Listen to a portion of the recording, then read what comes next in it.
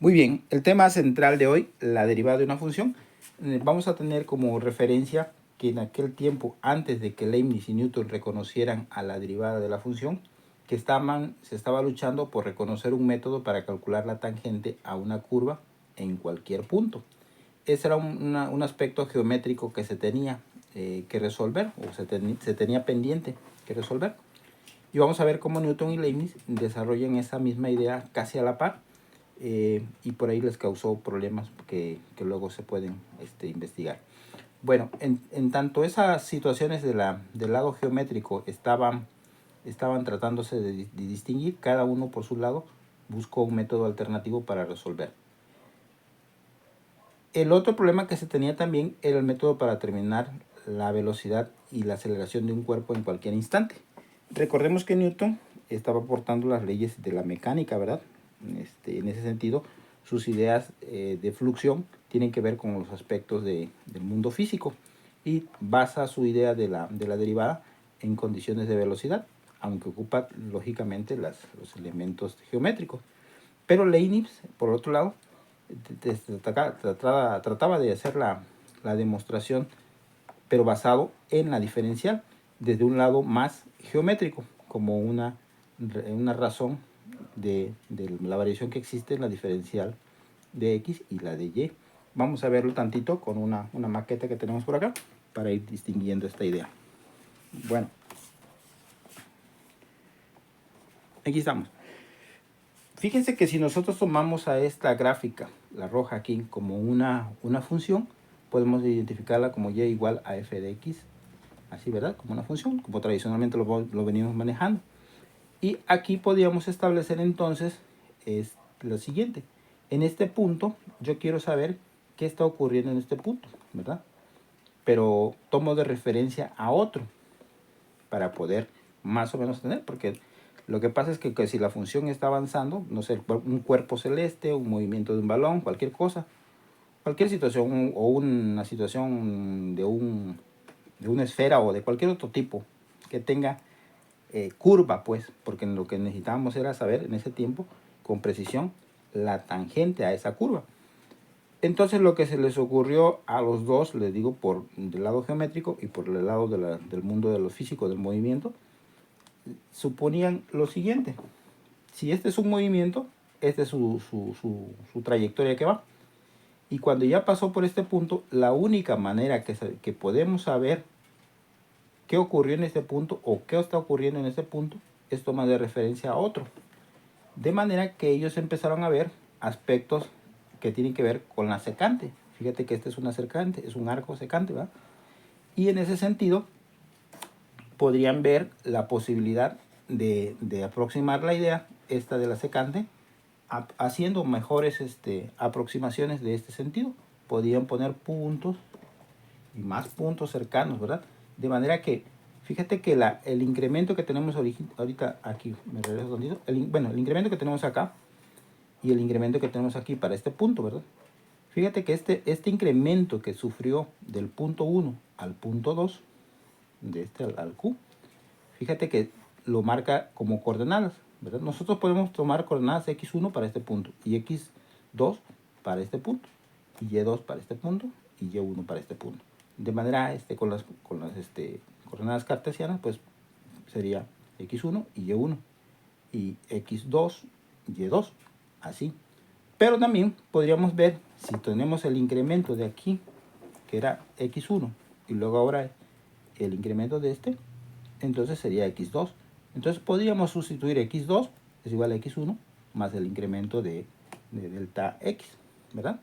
Coma y1, que es el que estaba acá, más el incremento de y. Esto es lo que estamos viendo. Fíjate que aquí ya estamos metiendo entonces la idea de lo que sugería también Leibniz en la cuestión de decirle incremento y no fluxión como Newton. Bueno, ahora sí, yo quería saber qué ocurría aquí en este punto. Entonces lo que se les ocurrió a ambos, pero de manera diferente, pues, en uno en condiciones de movimiento y en otro en condiciones geométricas, fue venir ocupando puntos cercanos a este valor. ¿Y qué es lo que se dieron cuenta? Que, por ejemplo, si estaban acercándose en esta idea, voy a retirar esto tantito, si se estaban acercando a esta idea, vieron que el valor del arco se iba reduciendo. El valor se iba reduciendo. De manera que en un momento dado, cuando el punto llegue lo más cercano aquí, ¿verdad? Podríamos estar con mayor precisión a lo que ocurre en este punto. Básicamente esa es la idea, es acercarnos a este punto, del punto 2 al punto 1, para saber qué ocurre aquí. Pero ¿qué ocurre con esto? Fíjate que lo que ocurre, cuando estaba aquí tenía un delta y, ¿verdad? Porque era todo este delta y que estaba acá. Aquí fíjate que va reduciendo delta y, pero también fíjate cómo viene la condición de x, ¿verdad? Delta y, delta x, ¿cómo viene ahora? Viene reduciendo. Y en este viene reduciendo más. Y en este viene reduciendo más. O sea, la distancia que está acá, aquí voy a poner por acá el punto, vemos que está aún más reducido. Hasta acá. Hasta ahí llegaré. Ahí está. Hasta ahí llegó. Bueno, y eso permitiría entonces ir viendo que el punto se acercó hasta acá. Ya. Fíjate que el incremento de y el incremento de x y el incremento de y se está haciendo. Es decir, cuando más reducimos este incremento, mayor posibilidad tenemos de ver lo que está ocurriendo acá. Eso es lo que se les ocurrió a los dos por separados. De manera que lo que era originalmente una secante se convierte en una tangente. En una tangente. Y esa es la idea básica de la derivada. Es hacer lo siguiente. Es tomar la razón de cambio, ¿verdad? El incremento de y, entre el incremento de x, hacer una razón de cambio. Fíjate que en esta razón de cambio no tenemos todavía la idea del límite todavía. Pero ¿qué pasa si le aplicamos una notación del límite a la razón de cambio? Entonces la razón de cambio la podemos tomar como la función que está cambiando, ¿verdad? Y si le aplicamos límite a esa razón de cambio con una tendencia de aproximación a cero, pues vamos a encontrar la derivada en ese punto y también la tangente en ese punto. Eso es lo asombroso que encontraron ellos en dos sentidos. Dado que no había un estudio geométrico, ni aritmético, ni solamente por compás se podía establecer las ideas del trazo de posibilidades de solución a rectas tangentes que fueran a una curva.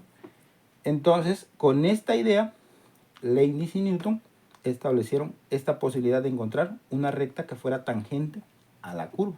¿Haciendo qué? El límite de la función, ¿verdad? De estas razones de cambio que existen entre delta x y delta y, cuando delta y está tendiendo a cero. Básicamente esa es la idea. Bueno, entonces, ¿qué ocurre? Además, bueno, ya que encontramos la tangente, ¿verdad? Esa tangente es la patrona, pues, la que va a mandar. Esa tangente es la que mandaría en un momento dado al punto que está aquí. Bueno, entonces podríamos decir lo siguiente. La derivada la vamos a expresar como y' o como f'. Esto quiere decir derivada. Derivada de una función en el punto 1, ¿verdad? Y más o menos aquí está la definición. Dice, se define como derivada de una función y1, igual a fx con respecto a x en un punto x1 al límite, si existe, del cociente del incremento delta y, esto es lo que nos vimos, cuando delta x tiende a 0. Bueno, también podemos ver que la derivada, entonces, es el cociente del incremento de la variable dependiente, ¿verdad? Porque esto puede ser y o puede ser otra cosa. De la variable dependiente entre el incremento de la variable independiente. Es lo que estamos haciendo acá. Cuando este tiende a 0. Es lo que dice aquí. Pero fíjate que además ocurre otra cosa. Esto. La tangente que vamos a encontrar aquí, el ángulo de la tangente que vamos a encontrar aquí, la tangente en este punto va a ser justamente la derivada. En este punto. ¿Verdad? Entonces dice, la derivada de una función en un punto es la pendiente de la recta tangente a la curva en ese punto, ¿sí? Entonces aquí lo definen como f' de A es igual al límite del incremento de Y entre el incremento de X cuando delta X tiende a 0. Es decir, el patrón que siguieron Newton y Leibniz fue aproximar y ver incrementos. Uno lo llamó fluxión y otro lo llamó incremento o diferencial. Bueno, hasta aquí.